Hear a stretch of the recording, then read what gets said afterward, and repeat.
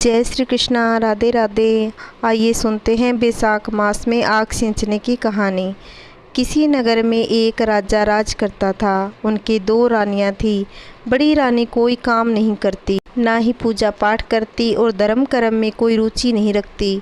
राजा की छोटी रानी पूजा पाठ करती, बैसाख मास में स्नान आदि करती, माघ मास में रविवार का व्रत करती, आंकड़े की पूजा करती।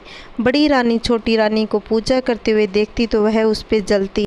एक दिन की बात है, छोटी रानी आंकड़े के पेड़ की पूजा करके आ रही थी। तब बड़ी रानी ने उसको देख लिया। तब बड़ी रानी सोचने लगी, ऐसा मैं क्या करूं कि छोटी रानी की पूजा बीच में ही रह जाए। सोचते सोचते उसको एक विचार आया। बड़ी रानी ने सैनिकों से कहा, हमारे राज्य में जितने भी आंकड़े के पेड़ हैं उन्हें काट डालो, कोई भी पेड़ बचना नहीं चाहिए। सैनिकों ने रानी के कहे अनुसार सारे आंकड़े के पेड़ काट डाले। बैसाख मास का दूसरा रविवार आया तो छोटी रानी ने देखा आंकड़े का कोई पेड़ नहीं था। वह पूजा का सामान लेकर जंगल की ओर चल पड़ी। आंकड़े के पेड़ को ढूंढते ढूंढते कुछ देर बाद छोटा सा आंकड़े का पेड़ दिखाई दिया। छोटी रानी ने वहां बैठकर आग के पेड़ की पूजा की और कथा पढ़ी, फिर अपने घर की ओर चल दी। तब छोटी रानी पूजा करने गई थी। तब बड़ी रानी ने राजा से कहा, महाराज, पता नहीं छोटी रानी क्या टोने टोटके करती रहती है, कब से जंगल में गई है और अभी तक नहीं आई। वह आपकी और राजघराने की बेइज्जती करवाएगी, लोग क्या कहेंगे। छोटी रानी को देश निकाला दे दो। राजा बड़ी रानी की बातों में आकर बहुत गुस्सा हो गए। जैसे ही छोटी रानी घर आई तो राजा ने कहा, तुम रुक जाओ, तुम अंदर नहीं आओगी, मैं तुम्हें देश निकाले का आदेश देता हूँ, तुम इसी वक्त यहाँ से चली जाओ। छोटी रानी कुछ नहीं बोली, चुपचाप वहाँ से चली गई। यह सब देखकर बड़ी रानी बहुत खुश हो गई। छोटी रानी चलते चलते उसी जंगल में पहुँच गई जहाँ वहीं आग का पौधा था। छोटी रानी आग के पौधे के पास ही झोंपड़ी बनाकर रहने लगी। वह पहले की तरह ही रविवार का व्रत करती और पूजा करती। इसी तरह पूरा बैसाख का महीना निकल गया। धीरे धीरे समय बीता। रानी को घर से निकले पूरा 1 साल हो गया। बड़ी रानी बहुत खुश रहने लगी। फिर दूसरा बैसाख का महीना आया। राजा शिकार खेलने वन की ओर गया। उस दिन रविवार था और छोटी रानी का व्रत था। के पौधे की पूजा कर रही थी। वह बहुत दुखी मन से प्रार्थना कर रही थी। इसे देखकर सूर्य भगवान प्रसन्न हो गए।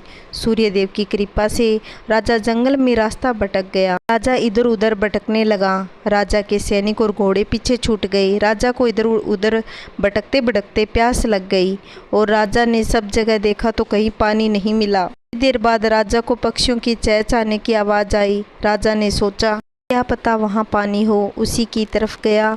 वहाँ जाकर देखा तो वहाँ आग का बहुत बड़ा पौधा था। उसके नीचे 5 रोटी, पानी से भरा घड़ा, घी का दीपक जल रहा था।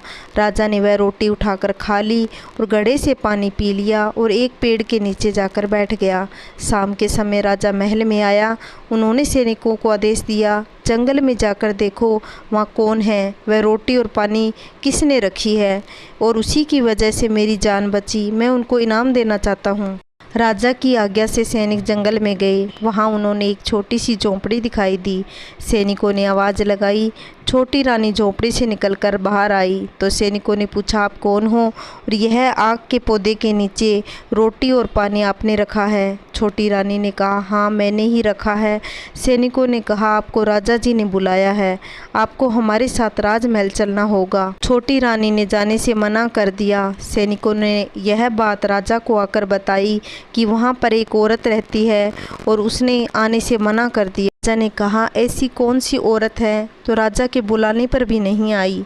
चलो मैं खुद चलकर देखता हूँ। राजा सैनिकों के साथ जंगल की ओर चले। सैनिकों ने आवाज़ लगाई तो छोटी रानी झोंपड़ी से निकलकर बाहर आ गई। राजा ने छोटी रानी को देखते ही पहचान लिया। राजा को सारी बात याद आ गई। राजा ने कहा, हे रानी, मुझसे बहुत बड़ी गलती हो गई, मुझे क्षमा कर दो। तुम्हारी पूजा पाठ करने की वजह से ही मेरी आज जान बची है। राजा ने छोटी रानी से कहा, मैं चाहता हूँ तुम राजमहल में मेरे साथ चलो। रानी ने मन ही मन सूर्य देव को धन्यवाद दिया। राजा के साथ महल की ओर चली गई। रानी को महल में गाजे बाजे के साथ महल में प्रवेश करवाया और सम्मान सहित रानी के साथ महल में रहने लगे और बड़ी रानी को दंडित कर महल से बाहर निकाल दिया। पूजा पाठ की वजह से रानी का सम्मान वापस लौट आया। जय श्री कृष्णा, राधे राधे। मेरी कहानी आपको अच्छी लगती हो तो प्लीज़ चैनल को सब्सक्राइब करना, लाइक करना, कमेंट करके बताना कैसी लगी। जय श्री कृष्णा।